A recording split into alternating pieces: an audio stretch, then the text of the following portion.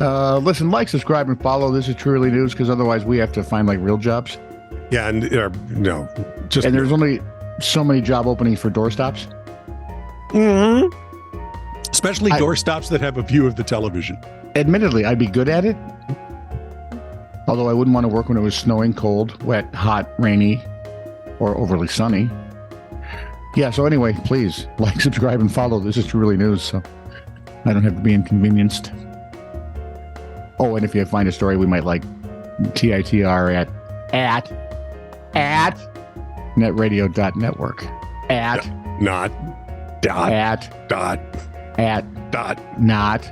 Drat. He has as many ats as I have dots. This is True, Really News with Scott Combs and Tony Vercanis. All the news you're about to hear is true. Really? As far as you know. Karen Burkert from Hoyton claims You're on that sale, by the way. Yeah, thank goodness. Yep. I paid premium for mine. Well, you're like that. Hoity and toity. She claims. I'm sorry. Go ahead. Karen Burkert claims for the second time in 2 months she came to start her car outside. That's good, because if you try to start your car inside, the fumes will kill you. Only to find rats had built a nest in the engine and chewed through some wires. The 59-year-old told the Echo she wasn't able to go to work after her car wouldn't start due to the damage done by the rodents. Karen, who works at a doctor's surgery, described her frustration at the pest problem. They aren't pets. One would not think. You look after your house, you keep it clean, just for stuff like this to go on in the outside. There's no waste around my home or my garden. The garden is all clean, pebbled, so there's nothing here to attract rats. According to the Express, the UK's rat population has grown massively since the coronavirus pandemic. Numbers estimated to have surged by a quarter to an estimated 150 million. Yeah, hungry works. 150 million. While some estimate the number to be even higher at around 250 million. If you find rats in your vehicle, wouldn't that sink the island? Yeah, you'd think. If you find rats in your vehicle, advice from the forum Pest Detective advises that you use strong odors. Like New York alleyways. Or I think I can come up with some every now and again. Such as peppermint oil to drive the pests away. Peppermint oil. It's strong. These things live and thrive in sewers. I'm going to put Altoids in there. Here, take these. You'll get fat and die of heart disease. But you'll have fresh breath. Yeah, that'll be nice.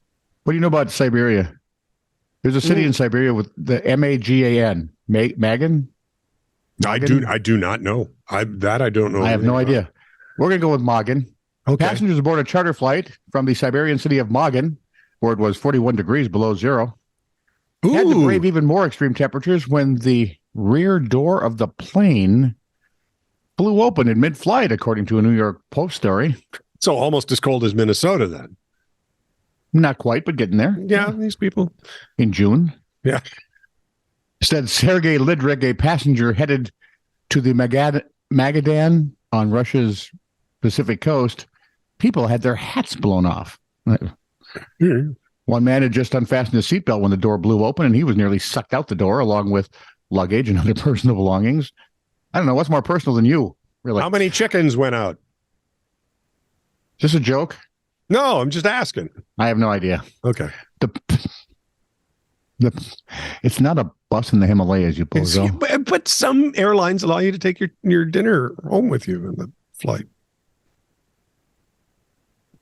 Yeah. The plane, an Antonov AN-26, was manufactured between 1970 and 86. The pilot turned back to Magan and made an emergency landing. This is my emotional support, Goose. And the worst part is the Russians weren't even pissed. They looked at I'll take a look at the flight. We'll be right. Heck with you. Once they put the door back on, we'll be out of here.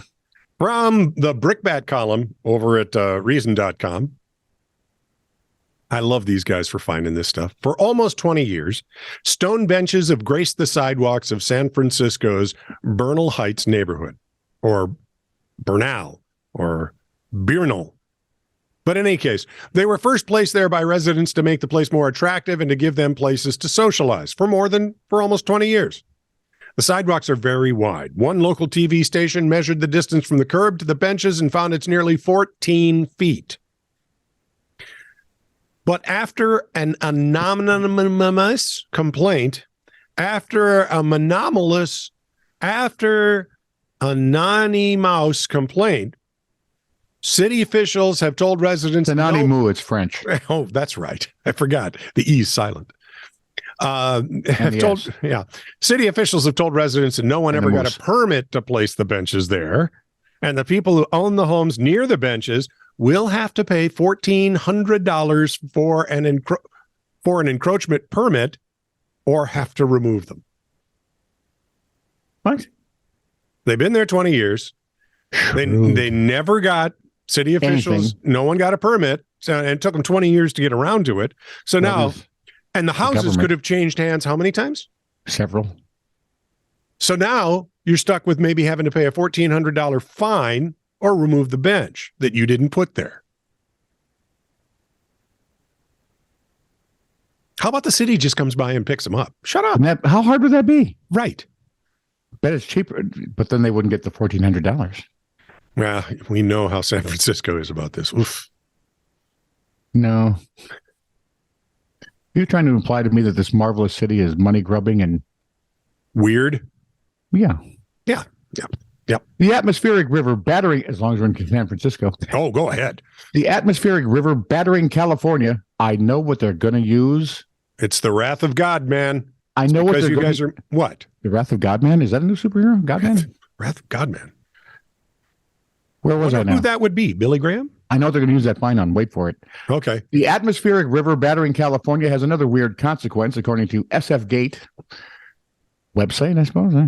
Yeah. It's got the San Francisco and the Golden Gate kind of melded together there. It's very... Having been in San Francisco, I can tell you the best part might be the Bubba Gump restaurant. Just saying. On the wharf. Wasn't bad. Yeah, I liked it. I did like the weird little hill thing. I thought that was kind of fun. Drive. I didn't actually drive down it. I just looked at it. Yeah, so me too. Yeah. Well, the storms. I prefer Berkeley. That says a lot, doesn't it? Across the bay. The storms. I prefer Oakland, which is also across the bay. Go for it. It is. If you go left, you're in Berkeley. If you go right, you're in Oakland. Go ahead. Let that sink in for just a minute. Right? Left. The storms are making the Golden Gate Bridge eerily sing, if you will. Nearby residents first noticed the phenomenon during the summer storms of 2020 when they heard, and I quote, a screeching that sounded like torture. Oh, so it's doing Yoko Ono songs. Only Yoko Ono songs. Or Nickelback. A building and operating committee reported from 2020 that the cause was the retrofit of 12,000 slats on the west side of the bridge. Here's why they need those fines, man. The cost to add new clips that would stop the noise is $450,000. Of course it is. Now, what's the first thought you had? My first thought was, it can't be that bad, right? Yeah, I'd say put up with it. For $500,000? Come on.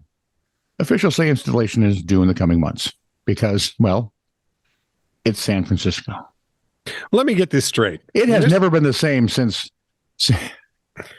Michael Douglas quit the force. It hasn't been the same.